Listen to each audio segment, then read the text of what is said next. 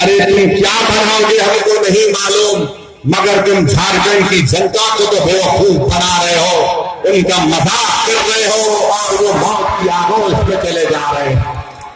मेरे अजीज दोस्तों और बुजुर्गों, आप देखेंगे कि बोकारो में, चक्रधरपुर में क्या क्या तकारीर नहीं की गई थी, क्या क्या भाषण नहीं दिया गया था। अगर अब उस पर बोलना शुरू करेंगे तो फिर एक नया तनाजा यहां पर पैदा होगा। मेरे अजीज दोस्तों और बुजुर्गों, आप ये भी जानते हैं कि जिस प्रदेश से मैं आता हूं, तेलंगाना है, वहां पर 50 लाख से कम मुसलमान हैं। झारखंड में 7 लाख के करीब मुसलमान हैं। और हम जिस प्रदेश से आते हैं वहां पर अल्पसंख्यक समाज का एक मंत्रालय है और इस साल का बजट क्या है आपको मालूम? 2200 करोड़ रुपये। और झारखंड में अल्पसंख्यक समाज का वजारत अखिलती बहबूद का बजट सिर्फ 500 करोड़ रुपये, सिर्फ 500 करोड़ रुपये। और हम जब यहां पर आ रहे हैं तो हमको गाली दे रहे हैं। अरे भैया गाली दो हमको, तुम्हारी गालियों से वो रुकने वाला नहीं हो। यहां तेलंगाना में हमारे 7 विधायक हैं, कोई मंत्री नहीं है। सुनिए, कोई मंत्री नहीं है, मगर हम 50 लाख से कम है। 2200 करोड़ रुपये सालाना मिलता है। आप 7 लाख है, 4 एमएलए है, 2 मंत्री हैं, मगर आपका बजट 500 करोड़ रुपये है। यही बात जब हम करते हैं तो इन तमाम को पेट में दर्द होता है और इसीलिए हमको परेशान किया जाता है कि असदुद्दीन अवैसी भड़काऊ भाषण देता है। अरे अगर गरीबों के जुर्म का बयान करना भड़काऊ भाषण है तो सुन लो, हेमंत सोरेन में भड़काऊ भाषण देता रहूंगा। अगर शमशाद अंसारी की तकलीफ को बयान करना भड़काऊ भाषण है तो हम तमाम शमशाद अंसारी हैं। अगर हमारी बहन हमारी मां बल्कि भी है, उनके बेटे और औलाद के लिए इंसाफ की बात करना अगर भड़काऊ भाषण है तो मुझे फक्र है कि अल्लाह ने मुझे भड़काऊ भाषण बोलने की सलाहियत दी।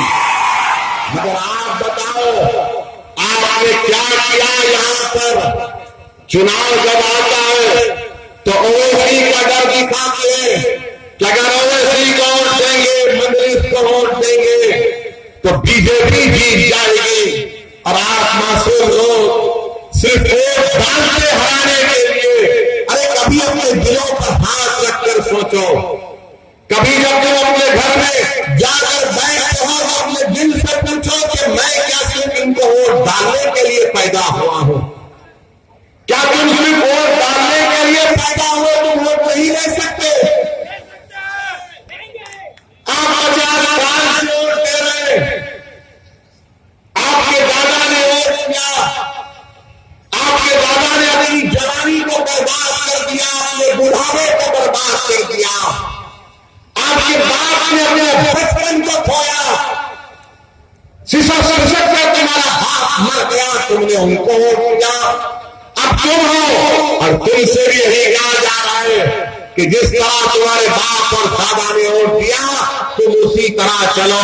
नहीं मेरे नौजवान साथियों, तुम्हारे बाप दादा के पास विकल्प नहीं था, वो हालत मजबूरी में लोगों का साथ देते थे।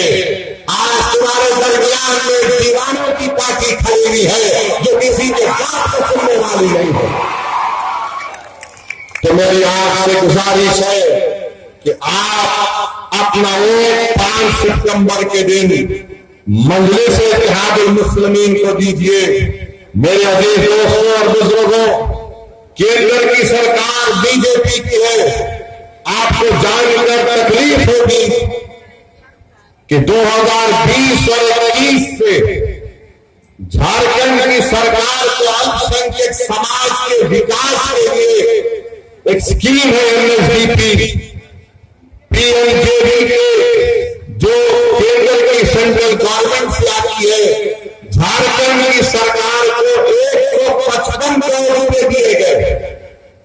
कितने 155 करोड़ रुपए दिए थे।